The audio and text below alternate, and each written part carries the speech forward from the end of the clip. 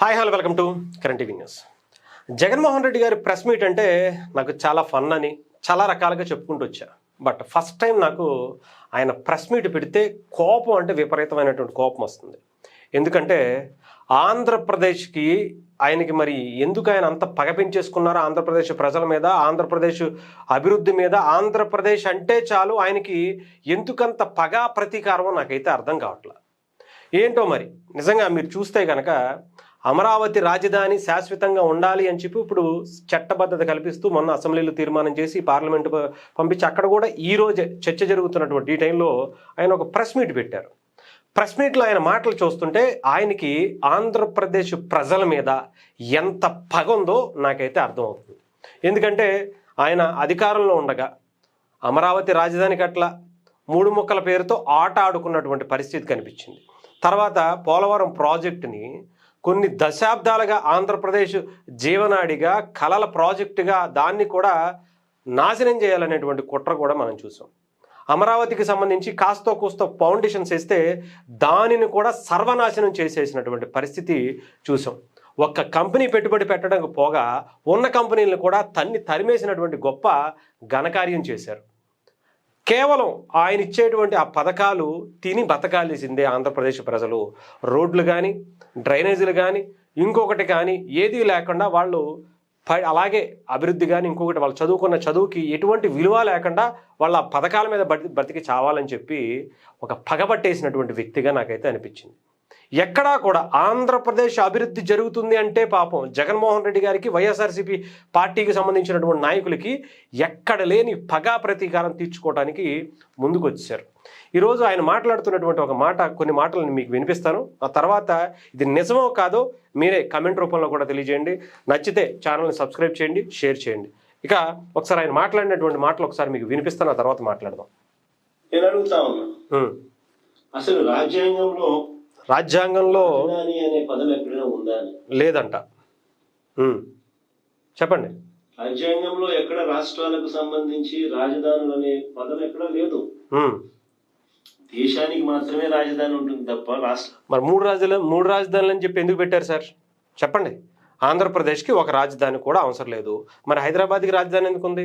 తమిళనాడుకి రాజధాని ఎందుకుంది? కర్ణాటకకి రాజధాని ఎందుకుంది? దేశంలో ఇన్ని రాష్ట్రాలకు, 29 రాష్ట్రాలకు రాజధానులు ఎందుకు ఉన్నాయి? ప్రపంచంలో ఉండేటువంటి మిగతా దేశాలకి, అక్కడ ఉండేటువంటి రాష్ట్రాలకి రాజధానులు ఎందుకు ఉన్నాయి? మీరు అసలు ఏం మాట్లాడదాం అనుకుంటున్నారు? అంటే ఆంధ్రప్రదేశ్కి రాజధాని అవసరం లేదు అనేటువంటి భావన ఈయన మనసులో చాలా బలంగా నాటుకుపోయింది. ఆంధ్రప్రదేశ్ ప్రజలు ఆయన వేసేటువంటి ఆ కుక్క బిస్కెట్లకు కక్కుర్తిపడి బతకాల్సిందే తప్ప వీళ్ళు అభివృద్ధి చెందకూడదు అనేటువంటి భావనలో ఈయన ఉన్నారు. పథకాల మీద ఆధారపడి వీళ్ళు జీవనం సాగించాలి తప్ప, కొంతమంది ఎవరు మాట్లాడారు కదా, రోడ్లు కూడా గత ప్రభుత్వం లేలా.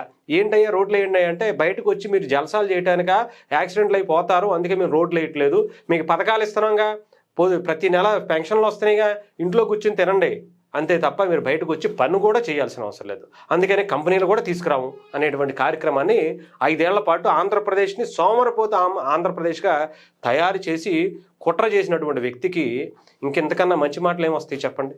మరి 3 ముక్కల ఆట ఎందుకు ఆడారు సార్ జగన్మోహన్ రెడ్డి గారు అని నిజంగా ఈయన ఇంకా చాలా మాట్లాడారు. దాని గురించి కూడా ఒకసారి మీకు వినిపిస్తాను. అసెంబ్లీలో మళ్ళీ అదే అసెంబ్లీలో మళ్ళీ దాన్ని మార్పు చేయలేరా? ఆశ్చర్యం కలిగించే విషయాలు ఇవన్నీ. అంటాడు భవిష్యత్తులో కూడా రాజధానిని ఎవరు మార్చకుండా చట్టం తెస్తున్నామని చంద్రబాబు నాయుడు చెప్తా ఉన్నాడు. చెప్పండి మీ బాధ ఏంటి? అసలు మీకు వచ్చినటువంటి ఏంటి మీ బాధ? ఏమైపోతుంది? రాజధానిని ఎవరు మార్చకుండా చట్టం తెస్తున్నామని చంద్రబాబు చెప్తా ఉన్నాడు. అదే చెప్తున్నారు, దాన్ని 2-3 సార్లు రిపీట్ చేయవసరం. చెప్పండి. అసెంబ్లీలో వీళ్ళు చేయగలిగింది మళ్ళీ అదే అసెంబ్లీలో మళ్ళీ దాన్ని మార్పు చేయలేరా? అది అర్థమైందా? ఇప్పుడు ఏదైతే చట్టబద్ధత చేస్తున్నారో, అసెంబ్లీలో తీర్మానం చేసి కేంద్రానికి పంపిస్తున్నారో, మళ్ళీ అదే అసెంబ్లీలో మేము వస్తే మళ్ళీ చేసేసి రాజధాని లేకుండా చేస్తాం. ఇక్కడ అమరావతి రాజధాని కాదని చెప్పి మళ్ళీ 3 ముక్కల ఆట ఆడుకుంటాం. ఆంధ్రప్రదేశ్కి రాజధాని అవసరం లేదు ఆయన అక్కడ పై చెప్తున్నాడు. ఏ దేశానికైనా రాజధాని ఉంటుంది కానీ రాష్ట్రానికి రాజధాని అవసరం లేదు అనేటువంటి భావనలో చెప్పినటువంటి వ్యక్తి అనమాట. అమరావతి ఆంధ్రప్రదేశ్కి రాజధానిగా అసలు ఏదో ఒకటి ఎక్కడో అక్కడ రాజధాని అనేది ఉంటే, ఆంధ్రప్రదేశ్కి ఒక క్యాపిటల్ అనేది ఉంటే అక్కడ పెట్టి పరిపాలన అనేది జరుగుతూ ఉంటుంది. ఆయనకి మరి తెలిసి మాట్లాడతాడో తెలియక మాట్లాడతాడో ఎందుకు మాట్లాడతాడో ఆ స్క్రిప్ట్ రాసిచ్చే వాళ్ళు ఎవరో కానీ నిజంగా ఎంత పగబించేసుకున్నారేంటండి అసలు ఆంధ్రప్రదేశ్ ప్రజల మీద. ఈయనకు వచ్చిన నష్టం ఏంటి ఇప్పుడు? ఆ రాజధాని ఉంటే ఈయనకు వచ్చినటువంటి అంత బాధ ఏంటి నాకు అర్థం అవ్వట్లేదు. ఇంకా మాట్లాడారు, ఒకసారి అవి కూడా మీకు వినిపిస్తాను, వినండి. ఇప్పటి వరకు ఆయన 5 ఏళ్ళు, మళ్ళీ మన మధ్యలో మా 5 ఏళ్ళు, మళ్ళా ఇప్పుడు 2 ఏళ్ళు, దాదాపుగా 12 ఏళ్ళు కాలంలో మనస్ఫూర్తిగా చంద్రబాబు నాయుడు అడుగుతాను, నువ్వు ఈ ప్రాంతంలో ప్రతిదీ మళ్ళీ చూసే చదవాలి మనం. కొంచెం ఫాస్ట్ పెడతానండి, కొంచెం కాపురం పెట్టావా అని అడుగుతాను. 2-3 సార్లు అది ఏదో పద్యాలు చెప్పినట్టు 2-3 సార్లు చెప్తా ఉంటాడు ఆయన. ఇప్పటికీ కూడా మీ కుటుంబాలన్నీ ఎక్కడున్నాయని అడుగుతాం. ఓకే, గొప్ప ప్రశ్న వేశారు. 2019 వరకు ఫ్యాంటాస్టిక్, అసలు మామూలు లేదు. హైదరాబాద్ కు షెడ్యూల్ ఉమ్మేశాడు అంత అసలు. 2019 వరకు కూడా ఒక ఆయన ముఖ్యమంత్రిగా ఉంటూ మరోవైపున హైదరాబాద్ కు షెడ్యూల్ సర్వీస్, ప్రతిపక్ష నాయకుడిగా ఎన్నికల వరకు వీళ్ళ అడ్రస్ అంతా హైదరాబాద్. ఓకే, చెప్పండి. ఇప్పుడు కూడా వారానికి 2 రోజులు, వారానికి 5 రోజులు ఇక్కడ. చెప్పండి కొంచెం ఫాస్ట్, మళ్ళీ చూసి చదువుకోవాలా. ఈయన పవన్ కళ్యాణ్, ఈయన కొడుకు అయితే అది కూడా వారానికి 4 రోజులు. ఇది ఆయన బాధ. మరి ఈయన ఎక్కడి నుంచి వస్తున్నాడండి? వారంలో 5 రోజులు ఎక్కడ ఉంటున్నాడండి? వారంలో 2 రోజులు మాత్రం తాడేపల్లికి వచ్చి మిగతా 5 రోజులు ఎక్కడ పడుకుంటున్నాడండి ఈయన? బెంగళూరులో. పక్కనున్న తెలుగు రాష్ట్రంలో కూడా కాదండి, బెంగళూరులో పడుకుంటున్నాడు ఆయన, అలంకా ప్యాలెస్లో. మరి అక్కడ ఏముందో ఎవరికి తెలియదు. కనీసం భారతదేశం ఎంత ఘనంగా జరుపుకునేటువంటి ఆగస్టు 15కి కానీ జనవరి 26కి కానీ జెండా ఎగరేయటానికి కూడా ఆయన కాలు బయట పెట్టడు. ఇంట్లోనే లోపలే ఉంటాడు, బయటకు కూడా రాడు. ఇంటి బయటకు వచ్చే జెండా ఎగరేయటం కూడా లేదు ఆయన పాపానికి. ఈయన పవన్ కళ్యాణ్ గారి గురించి, చంద్రబాబు నాయుడు గారి గురించి మాట్లాడతారు. మీకులాగా కొన్ని వేల కోట్లు లేవుగా సార్. తాడేపల్లిలో ఒక ప్యాలెస్, రుషికొండ మీద ఇంకో ప్యాలెస్, అక్కడ ఇడుపులపాయలో ఒక ప్యాలెస్, అలంకాలో ఒక ప్యాలెస్, హైదరాబాద్లో లోటస్ పాండ్లో ఒక ప్యాలెస్, అమెరికాలో ఒక ప్యాలెస్, లేదా చెన్నైలో ఇంకో ప్యాలెస్ కట్టుకోవడానికి అన్ని కోట్లు లేవు సార్ పవన్ కళ్యాణ్ గారి దగ్గర. అర్థమైందా? ఆయన సినిమాలు చేసి కష్టపడి వచ్చినటువంటి డబ్బులే తప్ప తండ్రిని అధికారం అడ్డం పెట్టుకుని కొన్ని వేల కోట్లు దాచేసుకుని 16 నెలలు జైల్లో ఉండి రాలా. అర్థం చేసుకోవాలి మనం. అర్థమైందా? చంద్రబాబు నాయుడు గారి గురించి కూడా, ఆయన కూడా ఇప్పుడు ఇల్లు కట్టుకున్నారు అక్కడ. అర్థమైందా? మీరు చెప్తున్నారు కదా మీకన్నా ముందే కట్టుకున్నారని. 2014 నుంచి ఆయన అక్కడే స్థిర నివాసం ఏదైతే ఇప్పుడు ఇల్లు ఉందో అది అప్పుడే ఆయన చూసుకుని కట్టుకున్నటువంటి పరిస్థితి. అంటే శాశ్వతంగా కాకపోయినా టెంపరీగా అయినా అక్కడే ఉంటున్నారు. మీరు తెలియపోతే ఒకసారి తెలుసుకోండి. వారానికి 2 రోజులు ఆయన ఇక్కడికి వస్తామంటే ఆయన కుటుంబంలో అందరూ కూడా ఎప్పటి నుంచో ఇక్కడ స్థిరపడి ఉన్నారు. సడన్గా ఆంధ్రప్రదేశ్ విడిపోయింది. మీరు విడిపోయి 10 సంవత్సరాలు అయింది. ఈ 10 సంవత్సరాల్లో అన్నీ ఒకటేసారి పూర్తయిపోవాలంటే అవదు. ఎందుకంటే మీలాంటి వాళ్ళు ఉంటారు కదా, చెప్పలేం కదా ఇప్పుడు ఏ రకంగా మీరు వచ్చేసి ఏం చేస్తారనుకునేటువంటి ఆలోచన ఉంటుంది కదా. మీరే తాడేపల్లి ప్యాలెస్కి నెలకు 2 సార్లు వచ్చి వెళ్తూ ఉంటారు. విజిటింగ్ పాలిటిక్స్ ఆంధ్రప్రదేశ్లో చేస్తూ ఉంటారు. మీరు పవన్ కళ్యాణ్ గారికి, చంద్రబాబు నాయుడు గారికి చెప్తున్నారు. ఎంత గొప్ప అండి. ఆ రాసిచ్చేవాడైనా సరే ఆ పనికిమాలిన వాళ్ళు ఎవరో కనీసం చూసుకోద్దా?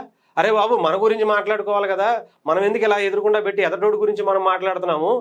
మనం కూడా ఇప్పుడే కదా ఫ్లైట్ వేసుకుని వచ్చి దిగింది, నిన్నటిదాకా మనం ఆంధ్రప్రదేశ్లో లేనేలేం కదా అని చెప్పి మాట్లాడుకోవాలి కదా. మరి ఎందుకని మీరు మాట్లాడరు? మనం మాత్రం పక్కోడి గురించి మాత్రం అనేయాలి. మనం చేసేది మాత్రం ఏంటో ప్రజలకు తెలియదు అనుకుంటారో ఏంటో మరి ఎంత గొప్ప. అసలు ఈ ప్రెస్ మీట్ పెట్టడం కోసం బెంగళూరు నుంచి వచ్చి ప్రెస్ మీట్ పెట్టి మళ్ళీ వెళ్ళిపోయేటువంటి మీరు కూడా చంద్రబాబు నాయుడు గారి గురించి, పవన్ కళ్యాణ్ గారి గురించి మాట్లాడేటువంటి పరిస్థితి ఉంటే అసలు ఏమనుకుంటున్నారు సార్? అసలు మీ బాధ ఏంటి? ఆంధ్రప్రదేశ్ ప్రజలకి రాజధాని ఉండకూడదు, అంతేనా? మీ బాధ అంతేనా? ఇంకేమైనా ఉందో చెప్పండి. అదేదో మొహమాటం లేకుండా చెప్పేయండి. ఆంధ్రప్రదేశ్కి రాజధాని అవసరం లేదయ్యా, ఎవడింట్లో ఆడు కూర్చుని మేము సెట్ వేసుకుని పరిపాలించుకుంటాం, అసెంబ్లీ పెట్టం, అసెంబ్లీ కూడా అవసరంలా, ఎవడికాడు జూమ్ కాల్లో పెట్టుకుని మీరు అడిగారు కదా జడ్జి గారిని మొన్న ఒకసారి, నాకు జూమ్ కాల్లో అటెండ్ అవుతాను ఇవ్వండి అని చెప్పి, అలాగా అసెంబ్లీ కూడా జూమ్ కాల్లో పెట్టేస్తామని చెప్పండి. ఒక కొత్త ట్రెండ్ పెడతామని చెప్పి అక్కడ అసెంబ్లీ కూడా అవసరం లేదు, ఆంధ్రప్రదేశ్కి ఏమీ అవసరం లేదు, ఇలాగే పడి చేస్తాం, మాకు ఆంధ్రప్రదేశ్కి అభివృద్ధి అవసరంలా, చదువు యువతకి ఉద్యోగాలు అవసరంలా, రోడ్లు అవసరంలా, డ్రైనేజీలు అవసరంలా, మేము ఇచ్చేటువంటి కుక్క బిస్కెట్లు వేస్తాం, వాళ్ళు తినేసి బతుకుతారు అనేటువంటి భావన ఓపెన్గా చెప్పేయచ్చు కదా. ఆంధ్రప్రదేశ్ ప్రజలు ఎదిగితే నాకు అస్సలు నచ్చదు, వాళ్ళకి నెల ఆదాయం తలసరి ఆదాయం పెరిగితే అస్సలు కుదరదు, నాకు కొన్ని వేల కోట్లు పెరగాలి తప్ప వాళ్ళకి పెరగడం ఏంటి అనే ఆలోచన ఉంటే చెప్పండి, సరిపోద్ది, అయిపోద్ది కదా. ఎందుకు ఈ బాధ? ఇంత అక్కస ఆంధ్రప్రదేశ్ ప్రజల మీద ఇంత దారుణమైనటువంటి పగ. ఏం పాపం చేశారు సార్?